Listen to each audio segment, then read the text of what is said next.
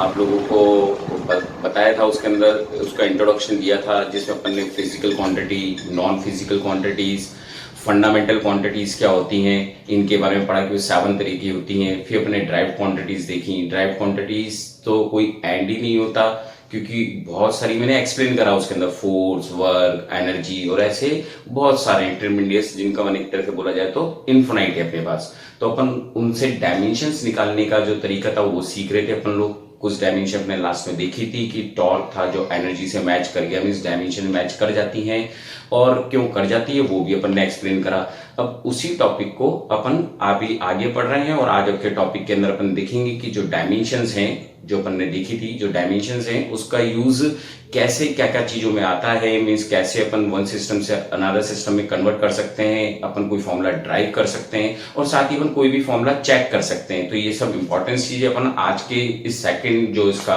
Part है unit and dimension का उसमें अपन देखने वाले हैं। तो अपने कुछ मैं डायमेंशन आपको निकालना, कुछ फिजिकल क्वांटिटीज की बता दी थी, कुछ अभी थोड़ी सी और रिमेनिंग थी तो वो अपन अब देख रहे हैं। पहले स्टार्टिंग में तो अपन ने जो देखा था वो अपन देख चुके थे, फोर्स की, वर्क की, टॉर्क की, वहां तक अपन आ चुके थे। तो अपन जस्ट आगे मूव कर रहे हैं। और दूसरा एक और ये मेरा एक नंबर है 9352644365। अगर आपको किसी भी तरह का डाउट हो कहीं पर भी फिजिक्स के अंदर तो आप मेरे को इस नंबर पर या तो अपनी प्रॉब्लम सेंड कर सकते हैं या फिर आप कॉल भी कर सकते हैं। जब भी आपको हो तो आप इस नंबर पर मेरे को व्हाट्सअप कर सकते हैं। अब हम यूनिट एंड डायमेंशन का कंटिन्यू लेक्चर कर रहे हैं। तो अपन ने टॉर्क तक देख लिया था। अब अपन देख रहे हैं जैसे पावर, मीन्स अगर अपन को पावर की डायमेंशन निकालनी हो तो how it is find out. तो फर्स्ट ऑफ ऑल अपन को फॉर्मूला पता होना चाहिए, power is equal to work upon time, work upon time.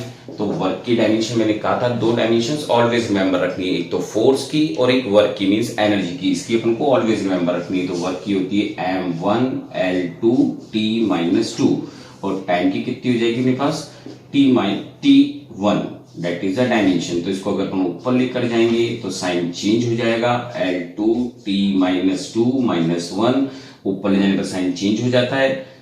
It means अपने पास डायमेंशन क्या हो जाती है m1l2t-3, that is the dimension of power. अगर अपन इसकी यूनिट निकालें एमकेएस में तो किलो, इसको किस में मेजर करेंगे, किलोग्राम में, लेंथ को मीटर में और टाइम को सेकंड में, दैट इज कॉल्ड एलक्यू। तो दैट इज एमके सिस्टम में ये इसकी यूनिट आ गई हमारे पास एमके सिस्टम में और दैट इज द डायमेंशन, इसकी dimension m1l2t-3। Not to be remember, formula remember रखें, वर्क और एनर्जी का फॉर्मूला ध्यान रखें। जब हमको फॉर्मूला याद रहेगा तो अपन जल्दी से डायमेंशन में पहुंच जाएंगे। अब क्योंकि ये डायमेंशन बहुत ज्यादा ही बड़ी थी और पावर एक ऐसा टॉपिक है जो बहुत ज्यादा काम आता है, मीन्स अगर हम एसी, कूलर, हीटर कुछ भी खरीदते हैं तो उसमें अपन पावर देखते हैं कि कितने पावर है, क्योंकि उसी के अनुसार अपना बिजली का बिल आता है। तो अपन ने इसके अंदर एक ऐसा ही सिस्टम जिसके बारे में बताया था कि इसकी यूनिट को कॉम्पैक्ट कर दिया गया, जैसे हमारे हमारे नेम्स को कर दिया जाता है कि नाम बहुत बड़ा होता है हमारा तो उसको छोटा कर दिया जाता है घर पर, क्योंकि बड़े नाम नहीं बोले जाते। तो वैसे इसके को अपन ने छोटा कर दिया एसआई सिस्टम में और इसको साइंटिस्ट के नाम पर अपन ने इसका नाम वॉट रख दिया इसकी यूनिट। तो इसका मतलब पावर की कॉम्पैक्ट यूनिट अपन ने वॉट कर दी और डायमेंशन अपने पास पावर की ये थी। अपन नेक्स्ट फिजिकल क्वांटिटी देख रहे हैं, दैट इज कॉल्ड प्रेशर।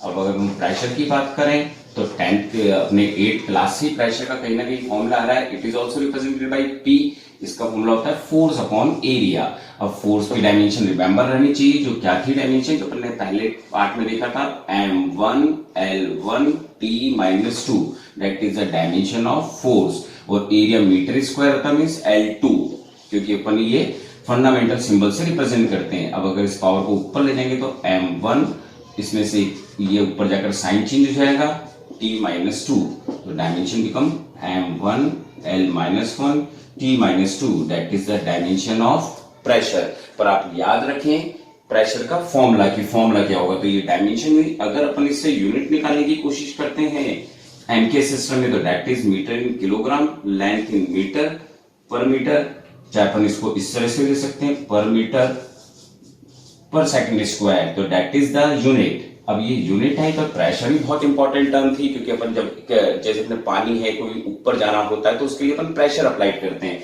तो प्रेशर की यूनिट इतनी बड़ी होगी जो प्रैक्टिकली बोलना पॉसिबल नहीं था, तो इसकी वजह से अपन ने इसकी यूनिट को छोटा करा और इसकी यूनिट अपन ने एसआई सिस्टम में, जो अपन ने स्टैंडर्ड इंटरनेशनल यूनिट सिस्टम बनाया, उसमें इसकी यूनिट पास्कल कर दी अपन ने। जिस साइंटिस्ट ने इसको बहुत अच्छे से एक्सप्लेन करा था, प्रेशर को पढ़ेंगे भी, से एक पास्कल लॉ होता है वो भी पढ़ेंगे। तो that is the SI unit होगी इसकी पास्कल, और जो प्रेशर था उसका फॉर्मूला ये हो गया अपने पास। मींस अपन जो ड्राइव कर रहे थे वही अपन कंटिन्यू आगे कर रहे हैं अभी इसके अंदर। तो डेट इज मींस कि अपन इस चीज को ध्यान रखें कि प्रेशर और पावर का फॉर्मूला हो गया। ऐसे ही अपन अभी कुछ और फॉर्मूलेस भी देख रहे हैं जो हमारे 11th और 12th में काम आने वाले हैं। तो नेक्स्ट उनकी बात करें तो अपन अब कुछ यूनिट्स, सप्लीमेंट्री यूनिट्स की कुछ बातें करने वाले हैं। जैसे कि अगर हम बात करें, कुछ यूनिट्स अपन ने सप्लीमेंट्री बोली है, सप्लीमेंट्री यूनिट्स। अब ये यूनिट्स हैं क्या, या सप्लीमेंट्री क्वांटिटीज बोलने हैं अपन कि वो क्या थी, उसको अपन देखने वाले हैं। तो फर्स्ट क्वांटिटी जो अपने पास आई वो थी सप्लीमेंट्री यूनिट बोले या क्वांटिटी बोले अपन। तो ये अपने पास 2 थी। फर्स्ट थी अपने पास प्लेन एंगल।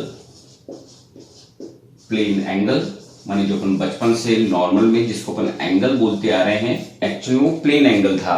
प्लेन एंगल माने 2D एंगल, क्योंकि अपन जो भी एंगल्स छोटी क्लास से बनाते आ रहे थे वो कॉपी में बना रहे थे, और कॉपी में जो चीज बनाई जाती है तो copy is always a plane. जैसे मैं कॉपी इस पर प्लेन में लिख रहा हूं, तो जो ये एंगल होगा अपने पास, तो इस एंगल का फॉर्मूला क्या पढ़ रखा था। अगर अपन बात करें कि कुछ एंगल को अगर मैं सर्कुलर मोशन में रिप्रेजेंट करूं तो कुछ इस तरह से होता है, that is called angle, that is called radius, और दैट इज कॉल्ड आर्क। तो इसका फॉर्मूला क्या होता है अपने पास एंगल के लिए, दैट इज कॉल्ड थीटा से रिप्रेजेंट करें अपन, तो that is means arc upon radius. पर अगर अपन बात करें जो आर्क है, इसको किस में मेजर करेंगे, लेंथ में, माने मीटर में मेजर करेंगे। इसको किस मेजर करेंगे, मीटर में। तो इट मींस अगर मैं इसको मीटर में रिप्रेजेंट करता हूं और इसको भी मीटर में रिप्रेजेंट करता हूं तो दे आर कैंसल आउट। अब जब ये कैंसल आउट हो गए, माने किसी पे डिपेंड ही नहीं करते हैं ये मास, लेंथ और टाइम पर, इसका मतलब जो एंगल था वो डायमेंशन लेस हो गया, मींस डायमेंशन लेस। अब अगर कोई चीज डायमेंशन लेस हो जाती है तो हम देखने वाले हैं कि जो चीज डायमेंशन लेस रहेगी वो ऑलवेज यूनिट लेस भी रहेगी, ऑलवेज, केवल एंगल्स को छोड़कर। एंगल्स अपने आप में 2 तरीके हैं, एक तो भी अपने देखा ही अपना प्लेन एंगल, दूसरा अपन एंगल देखने वाले हैं that is called 3D angle.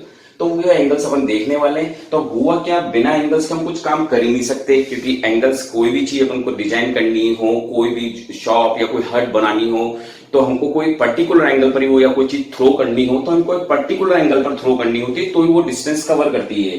तो इसका मतलब इसकी इंपॉर्टेंस बहुत ज्यादा थी। तो डायमेंशन लेस होने के बाद भी हमने इसकी यूनिट रखी।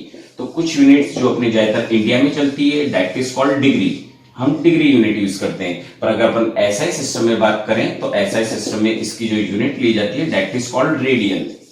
और एक पहले का एक मैं एक्सप्लेन कर रखा है मैथमेटिकल टूल्स, उसके अंदर अपन ने कन्वर्जन भी शो कर रखी है, how to we convert degree to radian and radian to degree को कैसे कन्वर्ट करेंगे अपन लोग, डिग्री को कैसे कन्वर्ट करेंगे। तो ये था फर्स्ट अपने पास प्लेन एंगल।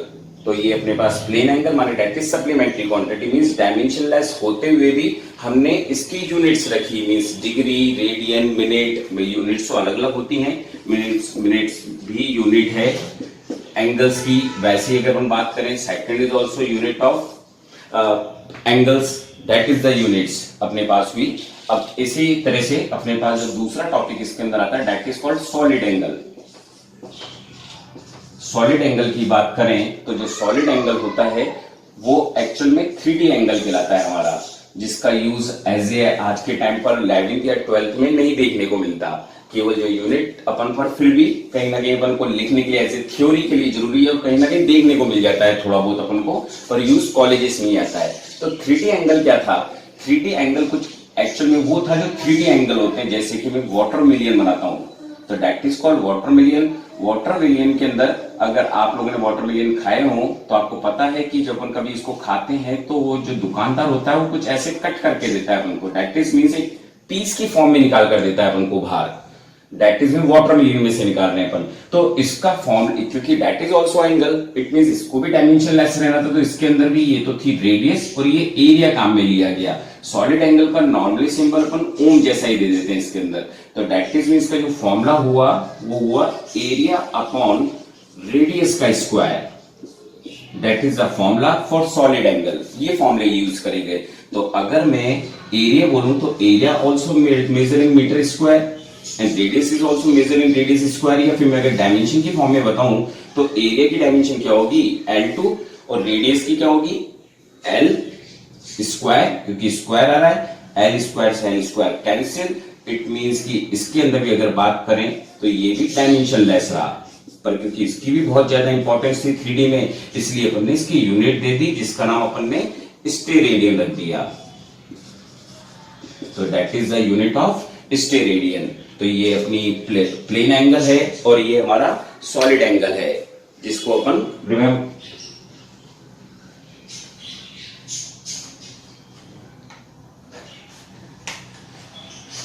ठीक बेटा, रिमेंबर नोट डाउन कर लिए सप्लीमेंट्री क्वांटिटी से, जो केवल इसलिए स्पेशल अलग से पढ़ाई गई क्योंकि यही एक ऐसी क्वांटिटीज है जो डायमेंशन लेस होते हुए भी अपन ने इनकी यूनिट्स रखी। इसकी यूनिट रेडियन एसआई सिस्टम में और इसकी एसआई सिस्टम में यूनिट क्या रखी है अपन लोगों ने, स्टेरेडियन रखी है अपन ने इसकी यूनिट। पर इसके बाद जो भी पढ़ने वाले क्योंकि वही बताने वाला हूं, क्योंकि इसके बाद जो भी डायमेंशन लेस होंगे वो यूनिट लेस होंगे सिर्फ इन दो क्वांटिटीज को छोड़कर, इसलिए इनको स्पेशल सप्लीमेंट्री क्वांटिटीज बोला गया। रिमेंबर इट, ठीक। That is called solid angle and plane angle. Dimensionless होते हुए भी हमने इनकी यूनिट्स रखी हैं, that is called supplementary angles, plane angles and solid angle. Now we read more examples जो इसके ऊपर बेस्ड हों, जैसे कि फॉर एग्जांपल आप लोगों ने रिफ्रैक्टिव इंडेक्स पढ़ रखा है 10th क्लास के अंदर। रिफ्रैक्टिव इंडेक्स, रिफ्रैक्टिव इंडेक्स के अगर फॉर्मूले पर जाता हूं तो रिफ्रैक्टिव इंडेक्स का एक फॉर्मूला तो आप लोगों ने देख रखा है sin I upon sin R, और एक फॉर्मूला पढ़ रखा है velocity in one medium of light in other medium if it is move from one medium to another medium. अब that is also velocity, that is also velocity, तो दोनों की dimension एक दूसरे को कट कर जाएगी ना। इसकी डायमेंशन भी है, ये वेलोसिटी ऑफ लाइट का सिंबल है और L_t-1, तो ये तो डायमेंशन कैंसिल्ड हो गई। डायमेंशन कैंसिल्ड हो गई, इसका मतलब है ये डायमेंशन लेस क्वांटिटी थी। अब जब ये डायमेंशन लेस थी इसका मतलब ये था कि ये यूनिट लेस भी हो गई, और यही वजह रही मैंने that is called dimension less. अब सारी क्वांटिटीज ही ऐसे होने वाली कि अगर कोई चीज डायमेंशन लेस होंगी तो वो यूनिट लेस भी रहेंगी, एक्सेप्ट एंगल्स, तो ये यूनिट लेस होने वाली थी। जैसे कि आपको 10th में पता होगा कि जैसे आप न्यू वाटर का यूज करते थे 1.33, ग्लास के लिए यूज करते थे आप लोग 1.5, पर इस पर कोई डायमेंशंस नहीं होती थी इस जगह पर। दैट इज कॉल्ड, मैंने एक एग्जांपल दिया है कि अपने पास जो भी थोड़ी देर पहले समझाने के लिए सप्लीमेंट्री क्वांटिटी में ऐसा था कि डायमेंशन लेस होते हुए भी उनकी यूनिट थी, पर अब सभी यूनिट लेस होने वाले हैं। जैसे रिफ्रैक्टिव इंडेक्स लिया, अदर एग्जाम्पल लूं तो next example is called strain. Strain का मतलब हो जाता है कोई चीज चेंज करना, जैसे कोई बॉडी है उसको अपन ने स्ट्रेच कर दिया, खींच दिया अपन ने, तो that is called change in length. तो जो इसका फॉर्मूला होता है वो होता है चेंज इन लेंथ या change in configuration upon original configuration, क्योंकि ये स्ट्रेन का फॉर्मूला है वो वॉल्यूम वाइज भी यूज होता है और शेप वाइज भी यूज होता है। तो ओरिजिनल लेंथ, तो इट मींस ऊपर जो यूनिट आती डायमेंशन आती वो भी L1, और नीचे जो आती क्योंकि ऊपर भी लेंथ है नीचे भी लेंथ है, केवल नाम ही तो चेंज है, change in length original length, तो ये कट हो जाती। That is also dimension less, M0, L0, T0, ये डायमेंशन हो जाती है मेरे पास, तो that is also dimension less. जो क्वांटिटीज अपन देख रहे हैं, तो अब अपन आगे और एग्जांपल्स देख रहे हैं। मींस मैंने ये समझाने की कोशिश करी कि अगर कोई चीज डायमेंशन लेस होगी तो वो यूनिट लेस भी होगी, तो ये भी क्या रहती, यूनिट लेस हो जाती है अपने पास। अब अपन कुछ और जो इंपॉर्टेंट काम में कुछ सर्कुलर मोशंस के रहते हैं तो वो देखने वाले हैं। तो जैसे अपन देखने वाले हैं angular displacement. Angular displacement is just like A angle, क्योंकि जो अपने पास है इसको अपन खुद की थोड़ा सा रिमेंबर रखने के लिए रफली आप इसको एंगल भी बोल सकते हैं, कितना एंगल रोटेट करे। क्योंकि अगर सपोज करो कि मैं यहां से यहां तक मूवमेंट लेता हूं एक सर्कुलर पाथ पर A से B, तो कहीं ना कहीं स्केल से इसको मेजर करना प्रॉपरली करेक्ट नहीं हो पाता। तो करेक्टली मेजर करने के लिए अपन लोगों ने जो यूज करना चालू करे वो एंगल्स यूज करना चालू करा। तो इसका मतलब ये था कि जो एंगुलर डिस्प्लेसमेंट होता है that is represented by theta means angle, it means इसकी कोई डायमेंशन नहीं होगी m0 l0 t0। पर अगर अपन इसकी यूनिट की बात करें तो यूनिट तो रहेगी, तो यूनिट क्या रहेगी इसकी, रेडियन रहेगी अपने पास। वैसे ही अगर अपन नेक्स्ट टॉपिक देखें तो ये एंगुलर डिस्प्लेसमेंट होगा ना, सर्कुलर मोशंस के कुछ अपन टॉपिक्स देख रहे हैं कि कैसे डायमेंशंस यूज करेंगे, तो that is called angular displacement. अगला देखें तो that is called angular velocity. तो अपन ने वेलोसिटी देखी थी, उसको लीनियर वेलोसिटी बोलते हैं, ये एंगुलर है। एंगुलर को ओमेगा जैसे सिंबल से देते हैं, that is not a W, that is the omega. This symbol is called omega. अब हम लोगों ने फॉर्मूला क्या पढ़ रखा है, नॉर्मल वेलोसिटी का डिस्टेंस अपॉन टाइम। तो एंगुलर में अपन क्या बोलेंगे, angular displacement upon time means theta upon T, ये यूज करेंगे। तो अगर मेरे को डायमेंशन निकालनी होती तो ऊपर वाले की डायमेंशन तो डायमेंशन लेस है, नीचे बात करूं तो दैट इज कॉल्ड टी, तो इसकी डायमेंशन कितनी हो जाती t-1, but we does not give, but इसकी जब अपन को ऐसा यूनिट निकालनी होती तो ऐसा यूनिट जो अपन निकालते तो कुछ इस तरह से निकालते, रेडियन पर सेकेंड, क्योंकि रेडियन इज ऐसा यूनिट एंड टाइम की ऐसा यूनिट क्या है, सेकेंड। तो इसको कुछ इस तरह से भी रिमेंबर रखा जा सकता है कि वेलोसिटी की होती क्या है, मीटर पर सेकेंड, तो इसकी क्या होगी, रेडियन पर सेकेंड, एंगुलर वेलोसिटी की अपन को। तो ये थी अपने पास एंगुलर वेलोसिटी। वैसे ही अगर अपन नेक्स्ट देखें तो अपने पास आएगा एंगुलर एक्सेलरेशन। अब एंगुलर एक्सेलरेशन जो है it is represented by alpha, this symbol, इसको कहीं ना कहीं छोटी क्लास में दिखा है अल्फा बीटा के डिफरेंस के लिए, तो that is called angular acceleration. अब एंगुलर एक्सेलरेशन कैसे हो जाएगा अपने पास, जैसे अपन ने पहले पढ़ा है वहां पर लीनियर के अंदर वेलोसिटी अपॉन टाइम, तो यहां पर क्या हो जाएगा एंगुलर के अंदर angular velocity upon time that is means omega by T. पर मैंने आपको बताया था फर्स्ट पार्ट के अंदर भी कि अगर कोई फॉर्मूला आता है और उसके अंदर पहले भी कोई और फॉर्मूला है तो उसको अपन ब्रेक करते हैं जब तक कि फॉर्मुलेस एंड ना हो जाए या फंडामेंटल पर ना पहुंच जाए। तो अपन को पता है कि अपन इस ओमेगा की जगह क्या लिख सकते हैं, एंगुलर डिस्प्लेसमेंट अपॉन टाइम, और नीचे टाइम आ रहा था, इसको अगर मैं शिफ्ट करता हूं नीचे तो ये टी स्क्वायर हो जाएगा ना। तो अगर मेरे को इसकी डायमेंशन निकालनी होती तो ऊपर तो L0 T0, पर नीचे कितना हो जाता टी स्क्वायर, मींस डायमेंशन की बात करें तो सिर्फ t-2 is the dimension, alpha की डायमेंशन t-2 होती।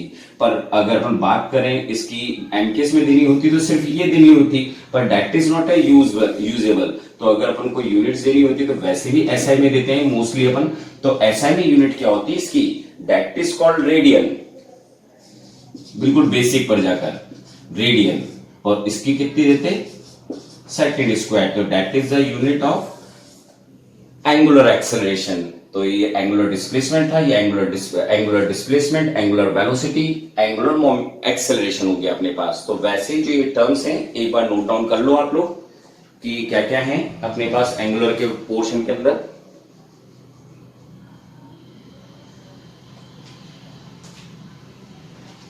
यस, अब जैसे वहां पर अपन ने मोमेंटम देखा था that is also called linear momentum, तो यहां पर अपन एंगुलर मोमेंटम देखने वाले हैं। तो एंगुलर मोमेंटम तो सबको वास्ट में पढ़ने वाले भी है 11th के अंदर कि क्या क्या है ये। तो एंगुलर मोमेंटम को जो दिया जाता है दैट इज कॉल्ड एल से सिंबलाइज करते हैं, और इसका फॉर्मूला जो होता है वो mvr होता है, जिसमें वहां पर मोमेंटम में क्या था, m into mass into velocity, इसके अंदर रेडियस और आ जाती है, mvr हो जाता है। तो इसका मतलब अगर इसकी डायमेंशन निकालनी होती है अपन को तो मास की m1, वेलोसिटी की l1 t-1 और रेडियस की l1, so dimension become m1, और ये दोनों पावर ऐड होते तो कितने हो जाते, l2 t-1, that is angular velocity. वैसे अपने पास कुछ और टर्म्स भी काम आती है इनमें, जैसे कि अगर अपन टाइम पीरियड की बात करें तो है तो टाइम ही ना, तो उसकी तो क्या रहने वाली है t, एक होती है वेवलेंथ। अब वेवलेंथ जिसका सिंबल लैम्डा से दिया जाता है, सिंबल किससे दिया जाता है, ये इस सिंबल को बोलते हैं लैम्डा, लैम्डा से दिया जाता है। But by with the name it is clear कि वेव की लेंथ बोल रहे हैं, तो इसका मतलब है रहेगी तो मीटर जो डायमेंशन रहेगी वो तो L1 ही रहेगी, और यूनिट की बात करूं तो मीटर ही रहने वाली है, क्योंकि ये है तो वेव लेंथ ना, तो दैट इज मींस ये वेव लेंथ की यूनिट क्या होगी, मीटर होगी अपने पास। वैसे ही अगर हम बात करें तो इसमें यूज होता है फ्रीक्वेंसी का। तो what is frequency, it is also use in class 9। तो जो फ्रीक्वेंसी होती है नंबर ऑफ रोटेशन पर सेकेंड, तो इसका मतलब ये था, इसका जो फ्रीक्वेंसी का सिंबल होता है वो कभी अपन अलग अलग यूज करते हैं, पर जो जनरल सिंबल होता है वो तो न्यू होता है, मींस जस्ट लाइक दिस। पर इसको एफ से भी रिप्रेजेंट करा जाता है, उसको एल से भी रिप्रेजेंट करा जाता है, तो मैं स्टैंडर्ड सिंबल्स यूज कर रहा हूं। Nu is equal to 1/t, that is called time period. तो अगर अपन इसकी बात करें तो इसकी डायमेंशन क्या हो जाती, t1, पर इसको मैं अप लेकर जाता तो दैट इज कॉल्ड t-1। तो अब अगर इसकी यूनिट की बात करूं, ऊपर भी कुछ नहीं आ रहा है तो यूनिट तो कहीं ना कहीं हमारे पास पर सेकंड रह जाती, पर सेकंड रह जाती हमारे पास। पर क्योंकि ये बहुत इंपॉर्टेंस रखता है फ्रीक्वेंसी, क्योंकि आज अपने जो भी एफएम, जो भी चीज टीवी जो चल रही है, अपने मोबाइल नंबर है वो एक्चुअली फ्रीक्वेंसी पर रोटेट वर्क कर रहे होते हैं, जैसे कि 95.5 जो मेगा हर्ट्ज फ्रीक्वेंसी पर हमारे एफएम चलते हैं। तो इसका मतलब इसकी बहुत इंपॉर्टेंस थी, इसलिए ऐसा ही सिस्टम में इसका साइंटिस्ट के नाम पर ही इसकी ऐसा यूनिट रख दी गई, हर्ट्ज, जो बहुत पॉपुलर यूनिट है। आप लोगों ने छोटी क्लास में, स्पेशली 9th क्लास में तो देख ही ली थी जब वेव के टॉपिक्स आए थे। तो इसकी यूनिट्स होती है हर्ट्ज, जिसको शॉर्ट में अपन एफजेड बोलते हैं, तो दैट इज कॉल्ड फ्रीक्वेंसी। तो ये कुछ कॉमन अपने पास जो एंगुलर में या वेव्स में काम आने वाले जो टॉपिक जिनकी फ्रीक्वेंसी थी वो नोट डाउन करके मैंने एक्सप्लेन करके बताई है मैंने कि कितनी हुई और कितनी नहीं हुई अपने पास।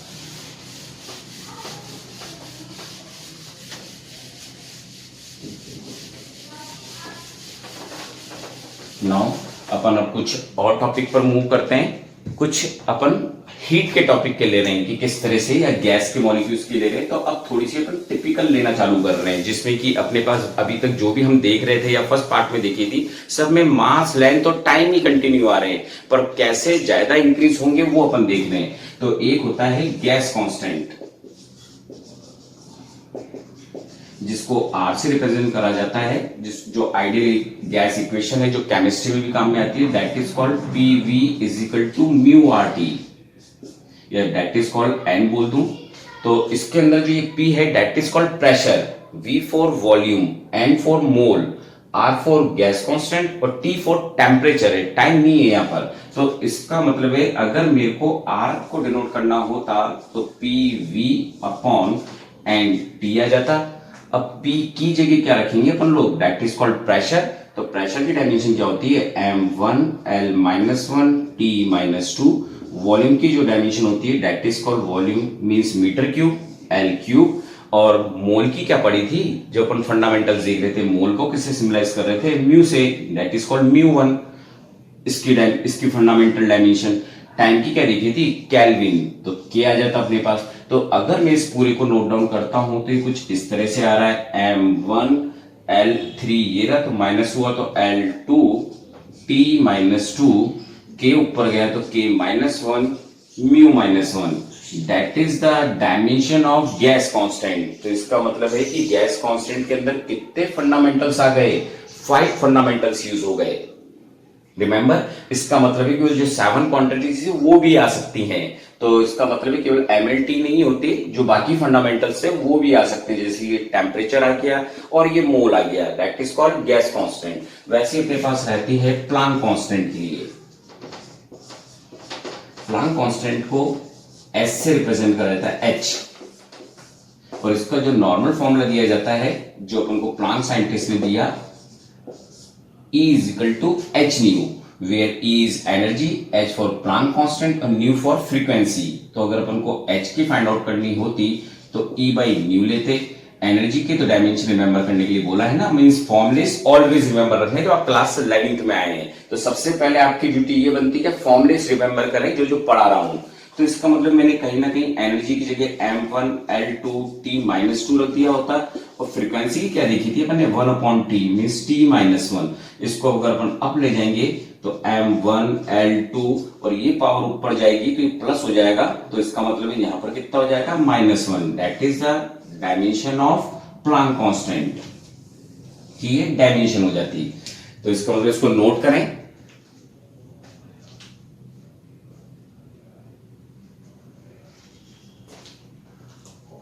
ठीक,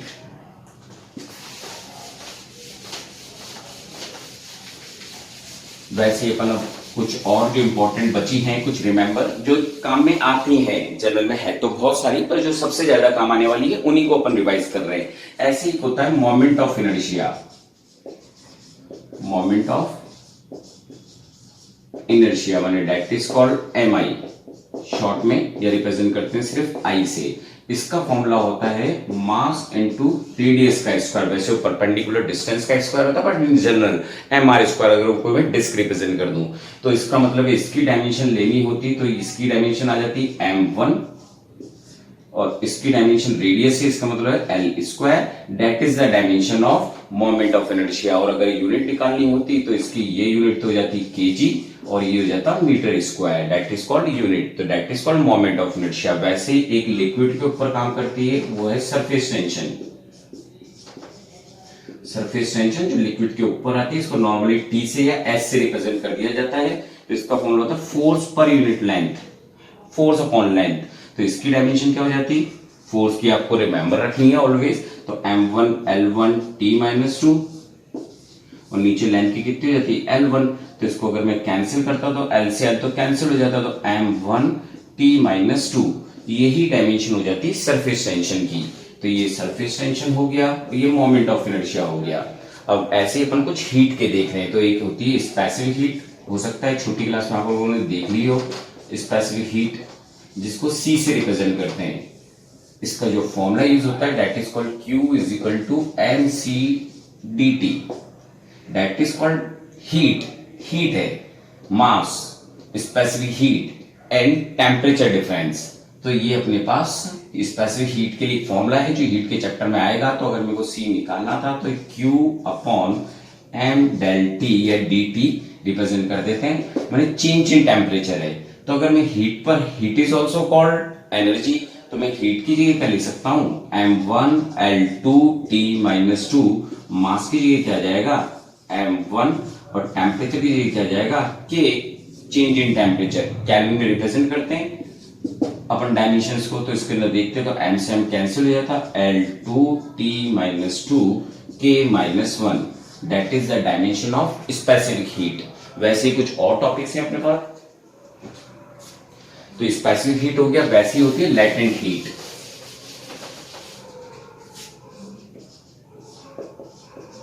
हिडन हीट बोलते हैं जिसको। लैटेंट हीट के जो सिंबल होता है उसको अपन L से रिप्रेजेंट करते हैं और जिसका फॉर्मूला होता है वो Q is equal to ml होता है। तो इट मींस अगर मेरे को डायमेंशन निकालनी होती L की तो अपन क्या लिख देते Q बाई m, माने Q इज अगेन हीट। तो इसका मतलब है कि अपन ने यहाँ पर लिख दिया होता m1 L2 T-2 upon m, but m से m क्या हो गए होते कैंसिल्ड, m से m कैंसिल्ड। तो लैटेंट हीट की डायमेंशन कितनी आ जाती अपने पास L2 T-2, that is the dimension of latent heat.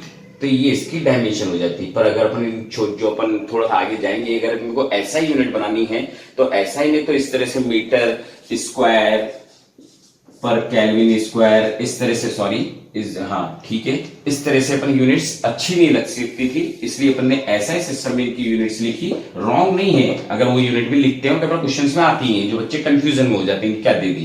पर अगर मैं इसकी SI यूनिट की बात करूं तो SI यूनिट कहीं यहां से निकालते हैं। हीट की यूनिट किसमें देते हैं अपन, माने एनर्जी तो है जूल में, और टाइम को किसमें मेजर करते हैं किलोग्राम में, तो जूल पर kilogram is called latent heat. ये रिप्रेजेंट करते हैं अपन इसको रिप्रेजेंट करते समय। वैसे ही अपन ग्रेविटेशनल कांस्टेंट को देख रहे हैं, ग्रेविटेशनल फोर्स कांस्टेंट, जिसको अपन यूनिवर्सल कांस्टेंट के नाम से भी 9th क्लास से जानते हैं कि यूनिवर्सल कांस्टेंट बोला जाता है ग्रेविटेशनल कांस्टेंट को, जिसको कैपिटल जी से रिप्रेजेंट करते हैं अपन लोग, कैपिटल जी से। तो कैपिटल जी से किस तरह से, तो इसका जो जनरल फॉर्मूला था अपने पास फोर्स का, वो फॉर्मूला क्या था, G m1 m2 upon r square, that is the formula. Remember, क्या पता है इस फॉर्मूले को, आप लोगों ने 9th में देखा था ना इस फॉर्मूले को, ग्रेविटेशन के फॉर्मूले को। तो अगर अपन को G की वैल्यू फाइंड आउट करनी होती तो F R square upon m1 m2 represent हो जाता। फोर्स की जगह क्या डायमेंशन रखते हैं अपन, m1 L1 T-2 and time की जगह L2, और यहां पर क्या हो जाता है अपने पास m1, क्योंकि दो मासेस अलग अलग हैं तो मेजर भी तो अलग अलग करे जाएंगे ना, इसलिए सिंबल्स भी अपन ने अलग अलग के लिए लगाए। तो m1 m1, एक m से एक m कैंसिल हो गया, डायमेंशन क्या आ गई अपने पास m-1 L3 T-2, that is the dimension of gravitational constant. तो ये अपने पास कुछ फॉर्मुलेस थे कि अपन किस तरह से इनको ड्राइव करेंगे, एंड तो है ही नहीं इनका, लगातार अपन करते जाए, पर जितने भी इंपॉर्टेंट थे मोस्ट प्रोबेबली मैंने इसके अंदर कंसीडर कर लिए हैं। तो इसका मतलब है अपन अब कुछ खास चीजों में चले जाएं, इसको अपन और देखने वाले हैं कुछ करंट के जो अपने 12th में काम में आने वाले हैं, उनके कुछ अपन और फिजिकल क्वांटिटीज के डायमेंशंस देख रहे हैं, और उसके बाद फिर अपन उसके जो एनालिसिस हैं वो सब कुछ देखेंगे, उसकी एप्लीकेशंस देखेंगे अपन।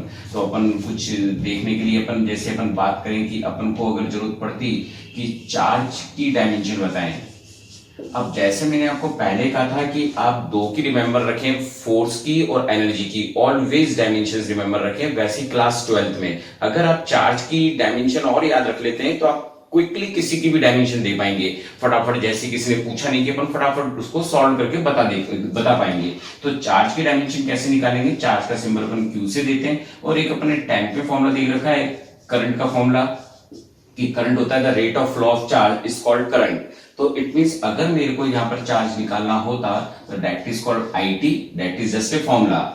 पर मैं अब अगर इसकी डायमेंशन लिखना चाहता हूं तो आपको मैंने करंट इलेक्ट्रिसिटी के लिए क्या डायमेंशन थी उसकी, जो एम्पियर थी, और सिंबल क्या था उसका A, तो इसका मतलब इसका सिंबल हो जाता A1, और टाइम का कितना हो जाता T1, तो दैट इज इसकी डायमेंशन AT हो जाती। तो इसको आप अगर डायरेक्ट याद रखते हैं तो अपने 12th के अंदर कोई भी वैल्यूज या किसी की भी डायमेंशन निकालने में उनको क्विकनेस रहेगी।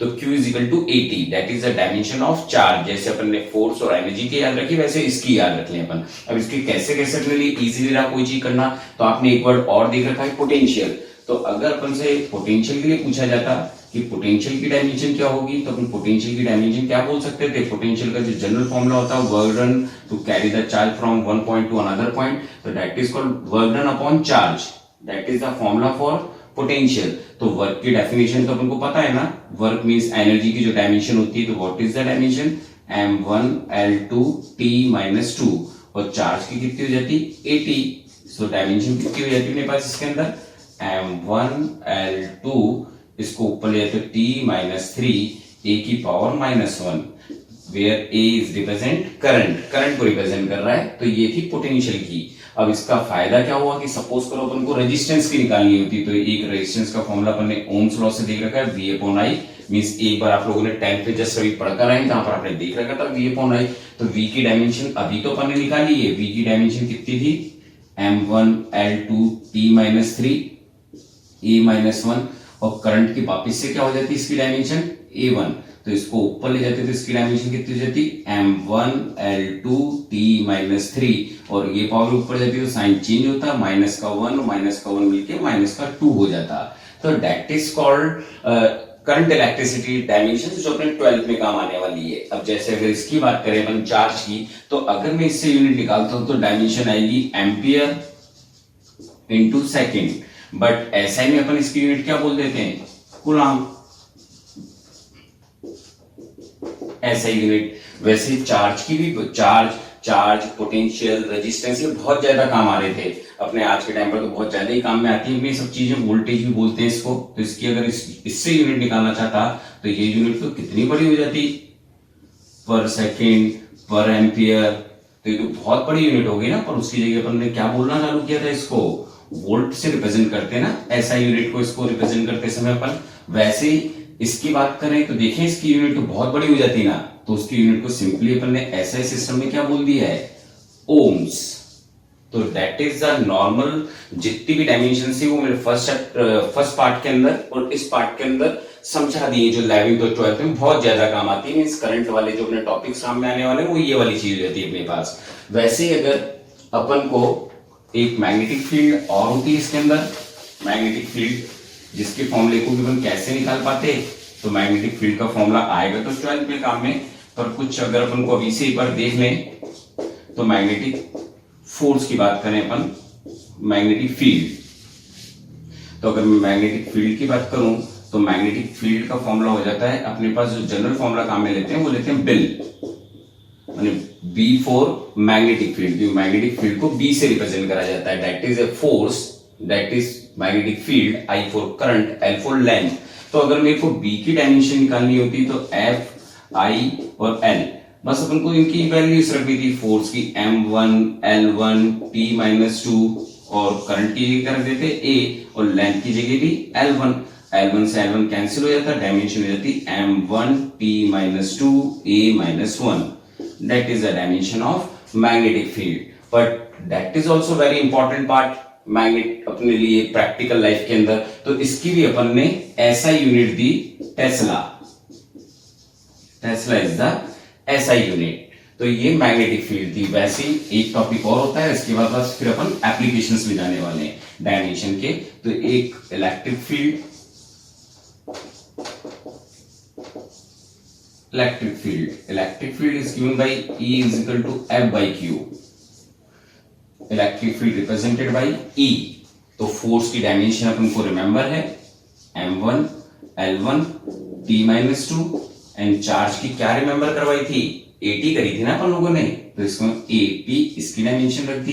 Then what is the dimension for electric field, m1, l1, t-3 और a-1, that is the dimension. और यूनिट लिखते समय जैसे इलेक्ट्रिक फील्ड बहुत ज्यादा काम आती है, तो यूनिट ऐसा ही निकालनी होती है, तो हम फॉर्मूले से ही रखते हैं। तो अगर मेरे को इसकी ऐसा यूनिट निकालनी थी एमकेएस, तो इससे निकलती जो दैट इज वेरी लार्ज, और बहुत बड़ी लार्ज को बोलना बार बार प्रोनाउंसिएशन करने में दिक्कत आती है, इसलिए अपन ने ऐसा यूनिट निकाल दी। तो फोर्स की क्या हो जाती है, न्यूटन, और चार्ज की क्या हो जाती है, कूलम, तो that is it's SI units. तो इट मींस ये अपने लिए इनफ थे 11th और 12th के अंदर इस तरह की डायमेंशंस किस तरह से निकाली जाती है। तो अभी आप क्योंकि 10th से 11th में आए, तो जस्ट आप फॉर्मूलेस को रिमेंबर रखें, क्योंकि आप फॉर्मूले को रिमेंबर रख पाएंगे तभी अपन क्या निकाल पाएंगे, डायमेंशंस। तो इनकी एक बार प्रैक्टिस कर ली जाएगी तो आपके लिए, अब सब बच्चों के लिए अच्छा रहेगा। अब अपन देखने वाले कि आखिर ये डायमेंशन इतनी इंपॉर्टेंस रखती क्यों है अपने लिए। तो अपन इसके कुछ यूजेस देख रहे हैं अपन अब इस चैप्टर के, जो ज्यादा अपने लिए इंपॉर्टेंट है, मेन पार्ट यही है अपने लिए। तो इसका मतलब अपन अब इंपॉर्टेंट टॉपिक में जाने वाले हैं, that is called applications of dimensions. Applications बोलें या यूजेस बोलें, यूजेस ऑफ डायमेंशंस। तो डायमेंशंस के यूजेस क्या थे, तो अगर इसकी फर्स्ट यूज की बात करूं तो फर्स्ट यूज इसका था टू चेक एनी इक्वेशन और फॉर्मूला। अपन चेक कर सकते थे, इससे कैसे चेक कर सकते थे वही अपन अब सब कुछ देखने वाले हैं। वहीं से कुछ अपने न्यूमेरिकल्स क्रिएट होते हैं, चाहे अपन बात करें नेट लेवल की या बात करें फिर अपन जी मेंस लेवल की। तो सबसे पहले to check the formula, second बात करें to drive the formula, to drive the formula. अपन कोई से फॉर्मूले को क्या कर सकते हैं, ड्राइव कर सकते हैं, ये इसका सेकंड यूज था। और थर्ड ये जो यूज था वो था to convert one system to another system, another system means कौन सा सिस्टम, एमके सिस्टम से सीजे सिस्टम में जाना या एफपीएस सिस्टम में जाना, मींस अपन कोई सा भी या फिर कोई भी जो उनको दिया जाएगा किसी भी एक सिस्टम से, जैसे सेंटीमीटर से मीटर में जाना या मीटर से सेंटीमीटर में जाना, वो अपना हो जाएगा conversion from one system to another system.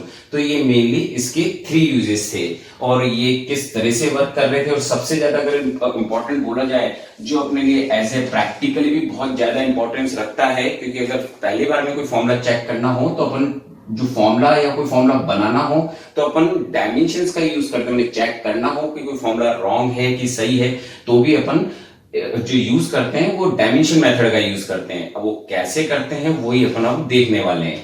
तो ये इसके 3 यूजेस थे, पर जब उनको चालू कर रहे हैं तो उससे पहले इनकी कुछ लिमिटेशन भी देख लें। ऐसा नहीं कि ये सब कुछ ही कर सकते हैं, तो इनकी लिमिटेशन क्या है डायमेंशंस की वो देखें। तो अपन ने अभी तक जितने भी क्वेश्चंस करे उसके अंदर 2 pi sine theta cos theta कुछ नहीं आए, तो इसका मतलब है इसकी भी कुछ लिमिटेशन है। ऐसा नहीं कि इसमें ही सारी चीज आ गई, ये सब तरह के फॉर्मूले ड्राइव कर पाएगा या सभी तरह की इक्वेशनों को चेक कर पाएगा, तो ऐसा भी नहीं है।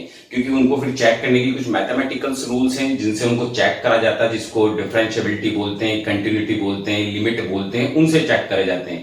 पर अपने कोर्स में सिर्फ यही है फिजिक्स लेवल पर, तो अपन चेक करते हैं। इसका मतलब ये तो इसके यूजेस थे जो आप एक बार नोट डाउन कर लें, और इसके बाद अपन अब चेक कर रहे हैं लिमिटेशंस क्या होंगी इसकी, तो इसको नोट डाउन करें क्या लिखा हुआ है ये।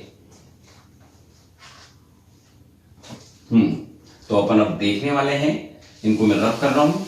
अपन अब यूज देखने वाले हैं that is the limitations. Limitations क्या है इसकी डायमेंशंस की, तो लिमिटेशंस बोले या ड्रॉबैक बोले तो that is called limitation of dimensions. क्या क्या होने वाली है, तो फर्स्ट जो इसका ड्रॉबैक वो ये है, it doesn't tells about trigonometrical terms. Trigonometric terms के बारे में हमारे को कोई जानकारी, ट्रिग्नोमेट्रिक टर्म्स के बारे में, ट्रिग्नोमेट्रिक फंक्शंस हो गए या लॉगरिथम फंक्शंस हो गए या एक्सपोनेंशियल टर्म्स हो गई। एक्सपोनेंशियल नया टर्म है जो आप लोगों ने छोटी क्लासों में नहीं देखा है। लॉगरिथम कई जगह यूज देख ली होगी आप लोगों ने, नहीं तो अभी थोड़े थोड़े एग्जांपल्स दे रहा हूं। जैसे अगर किसी भी इक्वेशन में साइन थीटा इस तरीके कॉस थीटा आता है तो उसकी कोई डायमेंशन अपन लोग नहीं निकाल सकते, ना उसका कोई फॉर्मूला ड्राइव कर सकते। वैसे अगर लॉगरिथम वाली टर्म जैसे कि log x टर्म से दिया जाता है, कोई log x लिखा है, मैंने log इस तरह से लिखा जाता है, तो उनके बारे में भी इससे कोई कैलकुलेशन नहीं करी जा सकती। वैसे ही अगर किसी में एक्सपोनेंशियल टर्म आ रही है जिसको e की पावर x बोलते हैं, तो अगर कोई e की पावर x या e की पावर 2x के फॉर्म में दे रखा हो तो उसका भी अपन कुछ भी चीज यूज नहीं कर पाएंगे, means that is the drawback of dimension. तो एक ड्रॉबैक तो ये था। सेकंड ड्रॉबैक ये था अपने पास कि इट डजंट एक्सप्लेन और ड्राइव फॉर्मूला containing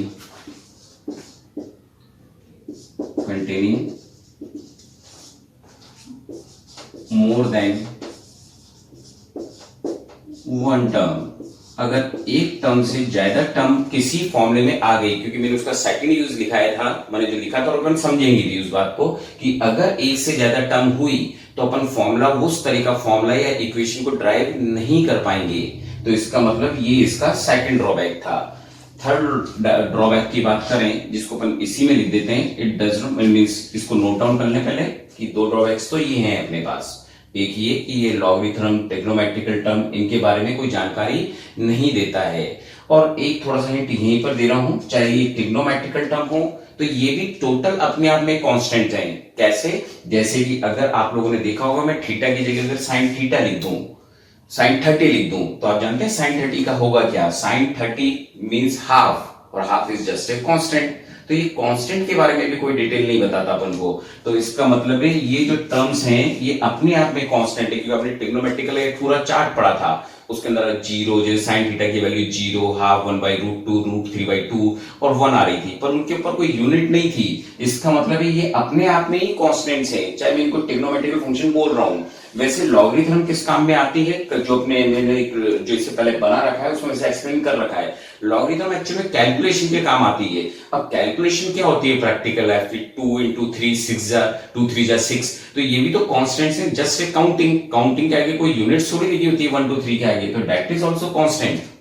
एक्सपोनेंशियल क्या है, ये भी एक टिपिकल कैलकुलेशन में वर्क करती है, माने ये भी अपने आप में कांस्टेंट्स होती हैं, e की पावर x, e के ऊपर, माने जो भी एक पूरी मैथमेटिकल पूरी सीरीज है, बाइनोमियल सीरीज, और इस सब के अंदर काम में आते हैं। एक्सपोनेंशियल खुद अपने आप में एक चैप्टर है मैथमेटिक्स का, तो दैट इज आल्सो कांस्टेंट। या इसको मोस्टली बोलूं तो जो पावर्स वाले क्वेश्चंस थे उनको एक्सप्लेन करने के काम में आ रही थी, तो ये सारे ही कांस्टेंट हैं। तो जब ये कांस्टेंट है तो इसका मतलब है इन जनरल, जिसको थर्ड पॉइंट भी बोल दिया जाता है कि it doesn't tells about constants, ये कांस्टेंट्स के बारे में जानकारी नहीं देता। ये भी अपने आप में कांस्टेंट है, पर फिर भी बुक्स अपन को अलग से एग्जांपल दे देती है, 2 लिख दिया, पाई हो गया, दैट इज कांस्टेंट, क्योंकि पाई की वैल्यू 3.14 होती है। तो इसका मतलब है जो काउंटिंग होती है that is also doesn't tells about anything, क्योंकि उसके अंदर ना कोई मास आता, ना लेंथ आता, ना टाइम आता काउंटिंग के अंदर। तो इट मींस ये इनकी जानकारी हमारे को नहीं देते हैं, रिमेंबर। और वैसे ही एक लास्ट इसके अंदर जो देखा जाए, मैंने थर्ड वाला पॉइंट कुछ हद तक इससे ही रिलेटेड है। थर्ड वाला पॉइंट कि डजंट टेल्स अबाउट कांस्टेंट्स, ये कोई कांस्टेंट्स की जानकारी नहीं देता है। It doesn't tells about trigonometrical term, logarithm and exponential, and it can not drive, ये फॉर्मूले को ड्राइव नहीं करता है अगर उससे एक से ज्यादा टर्म हो। एक एग्जांपल समझने के लिए s = ut plus half at square लिख देता हूं। अगर ये फॉर्मूला हमारे को ड्राइव करना पड़ता है, जो अपन सीखने वाले हैं, डोंट वरी, देखने वाले हैं कुछ समय बाद, तो ये फॉर्मूला ड्राइव नहीं होगा डायमेंशन से। डायमेंशन से या तो ये वाली टर्म ड्राइव होगी या ये वाली टर्म ड्राइव होगी। इसका मतलब ये, इसका मतलब वन टर्म ही ड्राइव करेगा, एक कोई एक्सप्लेन करेगा, या तो यूटी निकाल देगा, फॉर्मूला बनाकर दे देगा, या हाफ तो फिर देगा ही नहीं, क्योंकि that is also constant, half is also constant, तो उसमें ये तो नहीं आएगा, पर ये चीज ड्राइव हो जाएगी। तो दैट इज द लिमिटेशन। तो ये 3 लिमिटेशन देखी। इसके बाद अगर अपन एक फोर्थ की और देखें, तो फोर्थ जो इसके अंदर होगी कि अगर हमारे को कोई फॉर्मूला चेक करना हो, अगर अपन फोर्थ पॉइंट देखें, we can't drive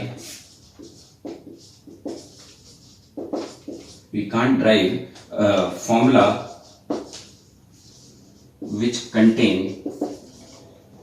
which contain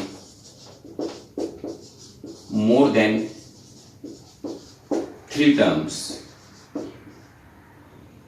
3 term से ज्यादा होंगी तो उसको ये ड्राइव, या 3 फिजिकल क्वांटिटीज होंगी तो ये एक्सप्लेन नहीं करेगा। मींस जिसको थोड़ा समझने के लिए तो भी एग्जांपल जो अपन लेंगे उसमें समझेंगे कि कैसा होगा। तो इसका मतलब है ये इसके ड्रॉबैक्स थे। तो ये ड्रॉबैक्स हैं। अब अपन इन सबके एक एक करके इन सबको ड्राइव करना सीख रहे हैं कि क्या क्या होगा। तो सबसे मोस्ट इंपॉर्टेंट पार्ट अब चालू होने वाला है इस टॉपिक से रिलेटेड। तो अगर अपन इससे रिलेटेड सबसे पहला जो देखने वाले हैं, तो अपन ने जो इसके यूजेस पढ़े थे, तो उस यूजेस का सबसे पहला पॉइंट देखने वाले हैं, that is means to check the formula, कि फॉर्मूले को चेक कैसे करा जाता है। चाहे फॉर्मूला बोल दूं चाहे इक्वेशन बोल दूं, कैसे चेक करेंगे अपन लोग। तो that is the most important जो पार्ट है डायमेंशन का, वो अपना इसके अंदर देखने वाले हैं अपन कंटिन्यूएशन में। तो अगर अपन फर्स्ट में एक एग्जांपल लूं, F = mv²/r, जिसमें अपन को ये गिवन था कि F means force, m for mass, v for velocity, r for radius. अब ये फॉर्मूला सही है कि नहीं, क्योंकि बेसिक फॉर्मूला तो अपन लोगों ने 10th क्लास तक क्या पढ़ रखा है, एमए, मैंने भी वो लिखा इससे पहले, पर किसी ने ये लिख दिया है और ये फॉर्मूला सही है कि नहीं, तो कैसे चेक करेंगे। तो अपन इसका LHS और RHS चेक करेंगे कि इनकी डायमेंशंस करेक्ट है कि नहीं। अगर ये डायमेंशन करेक्ट है, इट मींस ये फॉर्मूला करेक्ट है। तो अपन यहाँ पर फोर्स का फॉर्मूला अगर मैं अप्लाइड करता हूं, तो फोर्स का इसका LHS में क्या हो जाएगा, m1L1T-2, ये हो गया अपने पास। पर अगर फिर मैं इसी तरह say that is called equation number first, फिर मैं अगर इसके RHS में जाता हूं, दैट इज कॉल्ड mv²/r, तो इसकी जगह क्या रख दूं मैं, m1 वेलोसिटी की डायमेंशन क्या देखी थी अपन लोगों ने, L1 t-1 L1 t-1 का होल स्क्वायर अपॉन रेडियस का L1। अगर मैं इसको सॉल्व करता हूं तो m1 इसकी पावर 2 आ जाएगी और एक से कैंसिल हो जाएगा, तो दैट इज कॉल्ड L1। और t को अगर मैं 2 को -2 से मल्टीप्लाई करता हूं, पावर की पावर ऊपर हो, तो इसका मतलब है ये इसका डायमेंशन आ गई RHS साइड की। अब यहाँ पर क्लियरली दिख रहा है कि LHS और RHS की इक्वेशन सही है, इसका मतलब ये करेक्ट फॉर्मूला है। तो इस तरह से अपन एक एग्जांपल देखा कि कैसे चेक करते हैं अपन। नोट डाउन करो कि कैसे अपन इसको चेक करते हैं। अब वैसे ही अपन सेकंड एग्जांपल देखने वाले हैं कि कैसे उसको अपन चेक करेंगे। तो सपोज करो वी हैव गिवन, अपन को दिया गया time period of A pendulum. जो भी सिंबल्स दिए जाएंगे क्वेश्चन के अंदर चेक करने के लिए, उनके लिए प्रोनाउंसिएशन में लिखा होगा यहाँ पर T for time period, L for length of pendulum, इस तरह से लिखा होगा, पर लेंथ लिख दिया है। G for acceleration due to gravity, acceleration due to gravity, तो ये अपन को रिप्रेजेंट कर दिए गए। तो अपन इसको कैसे सॉल्व करते हैं? सबसे पहले अगर मैं LHS की बात करूं तो here it is called time period. Time period means second में होगा, मिनट में होगा, आवर में होगा। तो इसका मतलब ये है कि टाइम पीरियड है तो टाइम ही ना, तो इसकी डायमेंशन कितनी हो गई? T1। अब बात करें अपन RHS की, तो RHS firstly note down like this. But क्योंकि अपन ने अभी थोड़ी देर पहले पढ़ा कि इनके कुछ ड्रॉबैक्स हैं, ये फॉर्मूले के अंदर कांस्टेंट्स के बारे में कोई डिटेल नहीं देते। इट मींस कि अपन नेक्स्ट स्टेप के अंदर सिर्फ इसको लिख सकते थे L/G, और साथ में लिख सकते थे कि इसको रिमूव क्यों करा गया है सॉल्व करते समय, because 2π is a constant. Now put it the dimension, length की डायमेंशन क्या होगी? L, जस्ट L, तो अपन ने L रख दिया। अब नीचे क्या था? एक्सेलरेशन ड्यू टू ग्रेविटी, है तो एक्सेलरेशन ना, जैसे बाइक का एक्सेलरेशन कितना होगा, कार को अपन एक्सेलरेट करते हैं, तो सबका एक्सेलरेशन तो एक ही यूनिट रहेगी ना, मीटर पर second square. Acceleration due to gravity means क्या होगा? अर्थ क्यों, ग्रेविटी मींस अर्थ ही होता है, तो अर्थ जो एक्सेलरेशन देता है किसी चीज को छोड़ते हैं, तो जो स्पीड पकड़ता है ये, जैसे इस डस्टर ने पकड़ी, that is called acceleration due to gravity. तो इसकी भी वही डायमेंशन रहेगी जो एक्सेलरेशन की रहती है, means that is called L1 t-2। तो L से L कैंसिल्ड हुए, तो यहां पर केवल कितना बचा अपने? 1/t-2। इसको अगर मैं अप लेकर चला जाता तो इसकी डायमेंशन कितनी हो जाती? इसकी डायमेंशन हो जाती है अपने पास t⁻², पर स्क्वायर रूट आ रहा है तो 2 से 2 कैंसिल होता है, that is also called T1, केवल t रिमेंबर रहता। इट मींस ये वाला फॉर्मूला भी डायमेंशनली करेक्ट है। तो डायमेंशनली करेक्ट है, इसका मतलब है कहीं ना कहीं ये वैलिड फॉर्मूला है, जिसको अपन आगे भी पढ़ने वाले हैं कि इसको अपन को न्यूटन ने एक्सप्लेन करा था सिंपल पेंडुलम के अंदर। तो इस तरह से अपन को कोई भी फॉर्मूला दिया जाएगा तो अपन चेक कर लेंगे कि इट इज करेक्ट और रॉन्ग।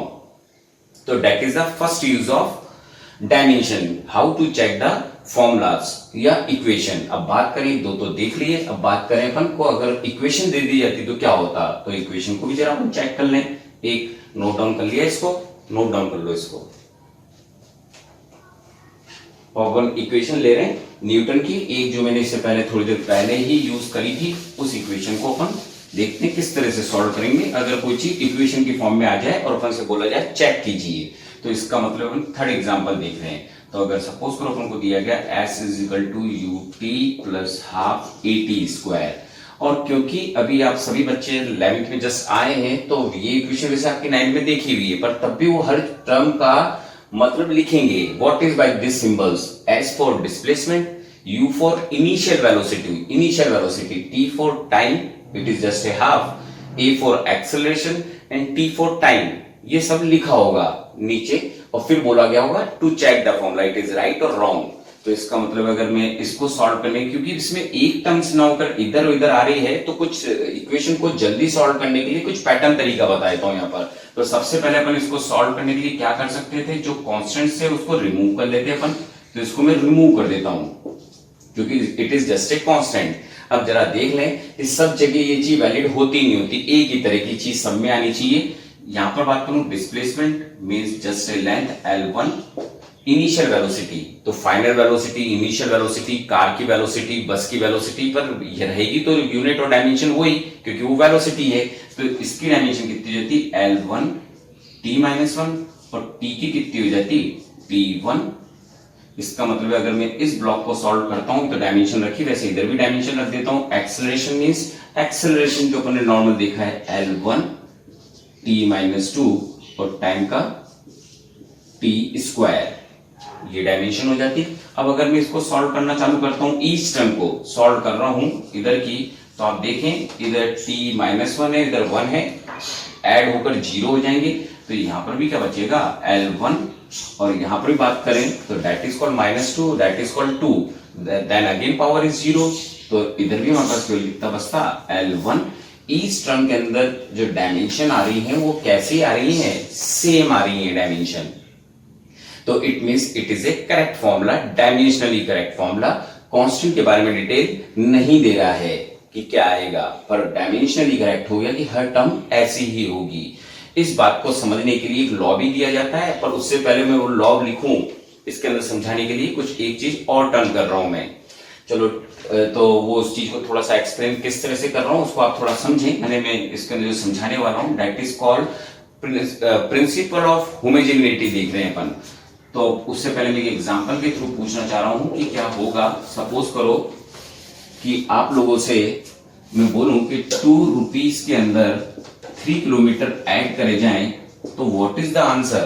तो आपको पता है कि ये ऐड नहीं होंगे, because that is the rupees और that is the kilometre, means same same unit की चीजें ही ऐड होती हैं। अगर मैंने इसका मतलब इसका ये एक अननोन चीज हो गई। वैसे अगर मैंने 5 किलोमीटर के अंदर -2 रुपीस करता तो भी उसका कोई मीनिंग नहीं था, पर अगर मैंने 2 रुपीस के अंदर 3 रुपीस होते, मींस दोनों की यूनिट सेम होती, तो मैं यहां पर लिख सकता था 5 रुपीस। इसी को यूनिट एंड डायमेंशन वाले ने एक नाम दे दिया जिसको प्रिंसिपल ऑफ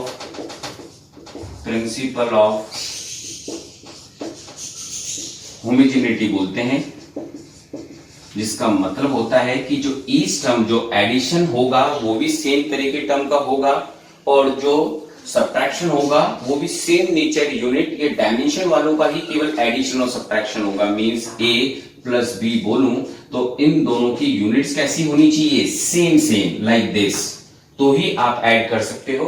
और सब्ट्रैक्ट भी सब तभी कर सकते हो जब दोनों की यूनिट्स क्या हो, सेम। जैसे कि 5 किलोमीटर से 2 किलोमीटर जाएंगे तो 3 किलोमीटर आएगा। तो that is called principle of homogeneity, कि प्लस हो चाहे माइनस हो, और उनके अंदर जो यूनिट्स हैं वो कैसी रहनी चाहिए, ऑलवेज सेम रहनी चाहिए, तो ही हम ऐड और सब्ट्रैक्ट कर सकते हैं। तो ये जो लॉ था वो जस्ट ऐड और सब्ट्रैक्शन के लिए था, प्रिंसिपल ऑफ होमोजेनिटी जो टर्म थी, but that is not allowed in multiplied and divide, क्योंकि उसके अंदर आपको पता है कि जो वेलोसिटी होती है, वेलोसिटी जो होती है उसके अंदर डिस्प्लेसमेंट अपॉन टाइम भी आ जाता है। इसका मतलब ये, इसमें तो प्रोबेबिलिटी टर्म किसमें हो गई, मीटर में, और ये वाली टर्म किसमें हो गई, सेकंड में। तो इसका मतलब है डिवाइड के अंदर, या मैं वर्क की बात करूं, फोर्स इनटू डिस्प्लेसमेंट, तो ये तो न्यूटन में है, ये सेकंड में है, तो ये तो अलग अलग टर्म्स हो गई ना। तो मल्टीप्लाइड और डिवाइड में तो अलग अलग टर्म्स आ सकती हैं, अलग अलग यूनिट वाली, पर एडिशन और सब्ट्रैक्शन में नहीं आएगी। यही प्रिंसिपल ऑफ होमोजेनिटी है जो मेरे भी चेकऑफ्स करा रहा था, जिसको कहीं ना कहीं आप छोटी क्लास से भी जानते थे, सिर्फ नाम नहीं पता था कि ये भी कोई लॉ होता है कि अपन केवल सेम सेम टर्म्स को ऐड कर सकते हैं और सेम सेम टर्म को ही अपन सब्ट्रैक्ट कर सकते हैं। Same same means same unit की होनी चाहिए, मींस सेम डायमेंशंस की होनी चाहिए, तो हम उसको ऐड और सब्ट्रैक्ट कर सकते हैं। तो बस आज इतना ही पढ़ रहे हैं, मीन्स हमने आज इसका फर्स्ट यूज करा और थोड़ा सा प्रिंसिपल ऑफ होमोजेनिटी समझा। बाकी अपन इसके जो नेक्स्ट जो यूजेस हैं वो अपन नेक्स्ट, इसका मतलब पार्ट 3 में देखेंगे अपन उसको। ठीक।